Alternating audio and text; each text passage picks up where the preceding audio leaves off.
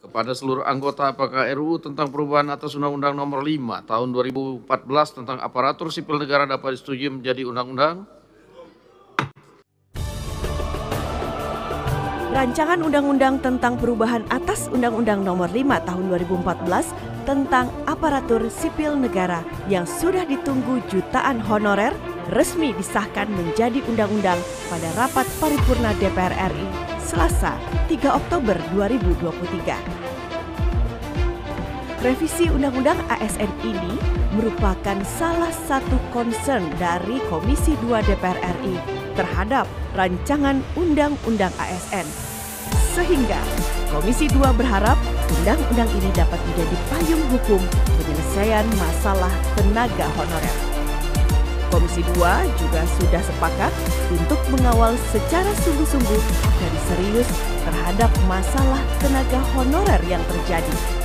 Oleh karena itu, DPR meminta pemerintah segera menyiapkan draft rancangan peraturan pemerintah yang mengatur teknis rinci terkait peralihan honorer menjadi P3K ini. Sejumlah poin penting yang diatur dalam revisi undang-undang tersebut adalah tidak adanya perbedaan hak dan kewajiban antara pegawai negeri sipil atau PNS dan pegawai pemerintah dengan perjanjian kerja atau P3K. Kesejahteraan serta jaminan kepastian status para honorer turut diatur dalam undang-undang ini. Revisi Undang-Undang ASN ini tidak hanya mengatur soal kelembagaan ASN, tetapi juga mengatur solusi penyelesaian masalah tenaga honorer yang selama ini belum terurai. Fokus utama yang termuat dalam rancangan Undang-Undang ASN adalah penyelesaian persoalan tenaga honorer dengan skema pengangkatan menjadi P3K, baik full time maupun paruh waktu. Hal ini merupakan wujud komitmen dan dukungan dari DPR RI untuk kesejahteraan tenaga honorer di seluruh Indonesia. Pengesahan rancangan undang-undang atas perubahan Undang-Undang Nomor 5 Tahun 2014 tentang aparatur sipil negara menjadi undang-undang merupakan bentuk keseriusan DPR RI dalam menyelesaikan status tenaga honorer di Indonesia. Anggota Komisi 2 DPR RI Ibnu Mahmud Bilaludin menegaskan, dengan disahkannya Undang-Undang ASN, pemerintah memiliki tugas mengangkat tenaga honorer menjadi P3K penuh waktu atau paruh waktu. Menurutnya, sudah tidak boleh lagi ada kesenjangan status maupun kesejahteraan di instansi pemerintahan. Untuk itu, ia mendorong pemerintah segera merancang peraturan turunan yang tepat sehingga penataan tenaga non-ASN dapat segera diselesaikan. Jadi satu hal yang paling utama itu bahwa ada nantinya itu kesempatan tenaga honorer itu untuk diangkat menjadi ASN. Ya, ini yang paling utama. Jadi nanti ASN itu kan ada dua. Ada PNS sama P3K, ya kan seperti yang sebelumnya ini. Nah, kemudian nanti tenaga honorer ini itu ada ada dua kemungkinan, ya apakah dia nanti menjadi tenaga paruh waktu atau tenaga full istilahnya, penuh waktu, ya kan. Nah, kenapa? Karena memang kita pengen tenaga honorer ini yang sudah bertahun-tahun ini menjadi problem, itu harus selesai, ya. Jadi betul-betul tidak boleh ada, kalau dari fraksi kami, tidak boleh ada yang namanya pemutusan hubungan kerja. Lebih lanjut, Ibnu berharap pengangkatan tenaga honorer mampu mewujudkan percepatan visi misi pemerintahan dan reformasi birokrasi guna meningkatkan pelayanan publik bagi masyarakat.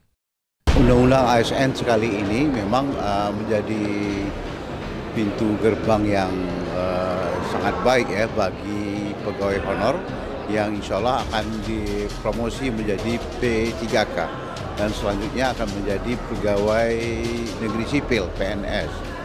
Nah, dalam undang-undang ini diatur mengenai proses mereka akan bisa mendapatkan jabatan struktural sebagaimana diatur dalam salah satu pasal undang-undang ini. Jadi yang tadinya mereka tidak punya harapan untuk menjadi pegawai negeri, dengan ada undang-undang ini mereka menjadi punya kesempatan dan sekaligus menjadi peluang untuk memperbaiki masa depan mereka. Manajemen ASN itu membuat mereka keduanya sama ya statusnya. mereka bersama-sama juga mendapat nomor induk kepegawaian.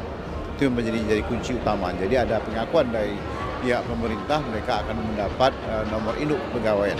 Beberapa hal yang krusial yang harus kita cermati bersama, bahwa tujuan revisi Undang-Undang ASN ini adalah bagaimana komitmen DPR khususnya Komisi 2 dalam mengayomi tenaga honorer. Jadi di dalam Undang-Undang ASN revisi yang terbaru ini sudah dicapai beberapa kesepakatan, antara lain bahwa yang namanya ASN itu terdiri dari PNS, terus P3K dan P3K paruh waktu.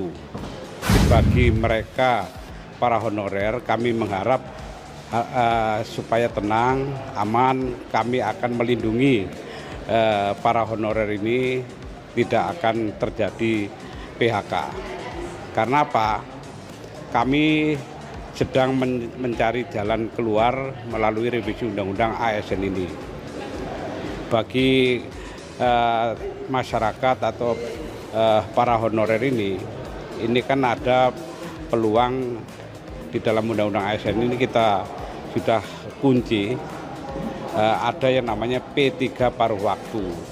Beberapa hal yang harus kita cermati, bahwa tenaga honorer ini yang akan dikantongi menjadi P3 paruh waktu, khususnya yang berada di pangkalan data BKN. Nah, ini nanti akan dituangkan secara rinci penyelesaian masalah honorer ini oleh pemerintah dalam peraturan pemerintah turunan dari Undang-Undang ASN yang terbaru ini melalui PP kan.